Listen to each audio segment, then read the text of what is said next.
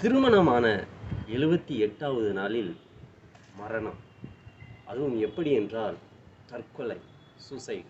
பிசாசானவன் எப்படியாக ஒரு உயிரை அவன் வேட்டையாடுகிறான். ஒரு அருமையான ஒரு உயிர், ஆத்துமா, அது விலையேற பெற்ற ஒன்று. அப்ப அந்த ரித்தனியாவின் வாழ்க்கையை பிசாசானவன் அவன் முடித்து விட்டான். தற்கொலை எண்ணத்தை தூண்டி கொஞ்சம் கொஞ்சமாய் ரித்தனியாவை பிசாசானவன் அழித்து விட்டான். இது நிமித்தமாக இன்றைக்கு குடும்பத்திலே எவ்வளவு வருத்தங்கள், கஷ்டங்கள், துன்பங்கள் உங்கள் குடும்பத்திலே உண்டு.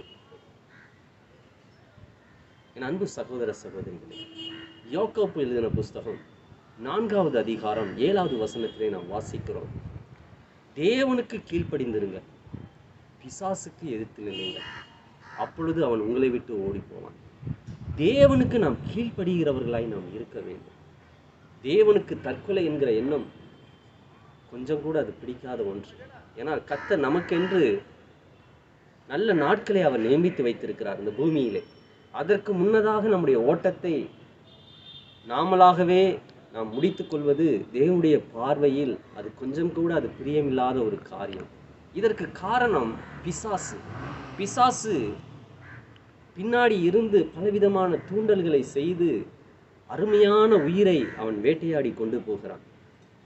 என் அன்பு சகோதர சகோதரிகளே, ஆகவே நாம் நீடித்த நாட்கள் இந்த பூமியில் நிலைத்திருக்க வேண்டும் என்பதுதான் தேவனுடைய சித்தமாக அது இருக்கிறது. ஆகவே தற்கொலை செய்கிற எண்ணத்தை நாம் விட்டுவிட வேண்டும். பிசாசுக்கு நம்முடைய வாழ்க்கையில் நாம் இடம் கொடுக்கவே கூடாது. தேவனுக்கு நாம் கீழ்ப்படுகிறவர்களாய் நாம் இருக்க வேண்டும். பிசாசுக்கு நாம் எதிர்த்து நிற்கிறவர்களாய் நாம் இருக்க வேண்டும்.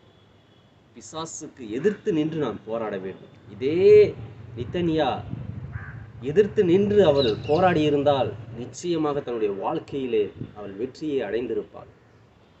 ஆனால் பிசாசுக்கு இடம் கொடுத்தது நிமித்தமாக அவளுடைய உயிரை பிசாசானவன் வேட்டையாடி விட்டான். நாம் பிசாசுக்கு எதிர்த்து நிற்போம், அப்பொழுது அவன் நம்மை விட்டு அவன் ஓடி விடுவான்.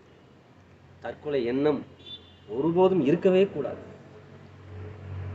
அப்படி நாம் ஆண்டவராகிய இயேசு கிறிஸ்துவின் இடத்தில் நாம் வருவோம் என்றால் நிச்சயமாக நம்முடைய காரியத்துக்கு ஒரு விடுதலை உண்டு, ரட்சிப்பு உண்டு.